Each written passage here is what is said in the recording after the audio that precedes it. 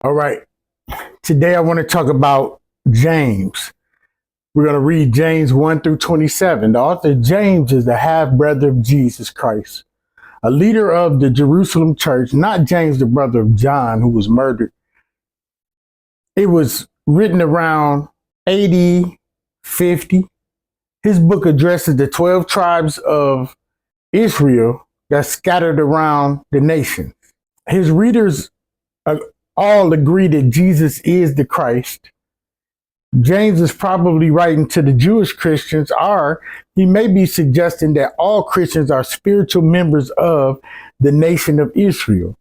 In any case, one thing is certain: this book is written for you and for me.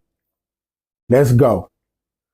James, a bondservant of God and of our Lord Jesus Christ, to the 12 tribes which are scattered abroad, greetings. My brethren, count it all joy when you fall into various trials, knowing that the testing of your faith produces patience.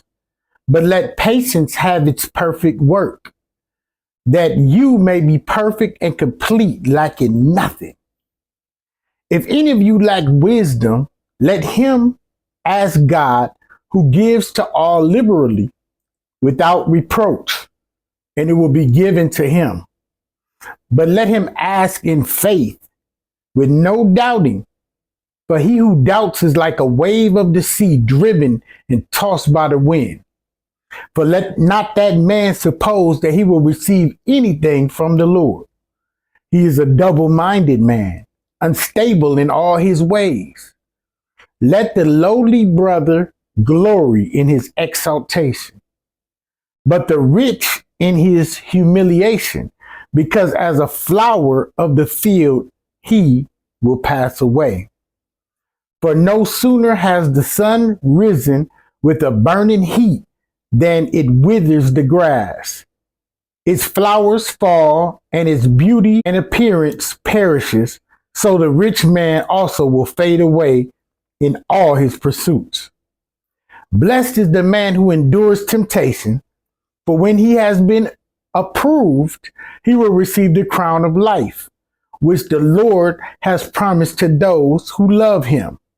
Let no one say when he is tempted, I am tempted of God, for God cannot be tempted by evil, nor does he himself tempt anyone.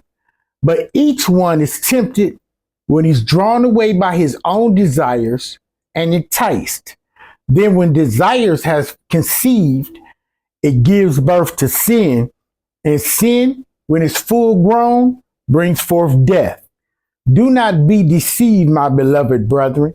Every good gift and every perfect gift is from above and comes down from the Father of lights, with whom there is no variation or shadow of turning.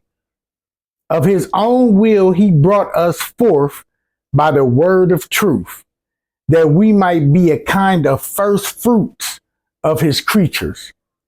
So then, my beloved brethren, let every man be swift to hear, slow to speak, slow to wrath. For the wrath of man does not produce the righteousness of God. Therefore, lay aside all filthiness and overflow of wickedness, and receive the meekness, the implanted word, which is able to save your souls. But be doers of the word and not hearers only, deceiving yourselves. For if anyone is a hearer of the word and not a doer, he's like a man observing his natural face in a mirror.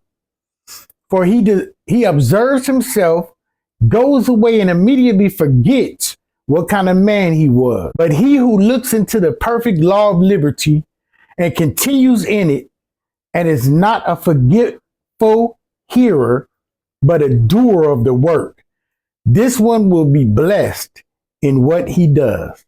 If anyone among you thinks he is religious and does not bridle his tongue, but deceives his own heart, this one's religion is useless.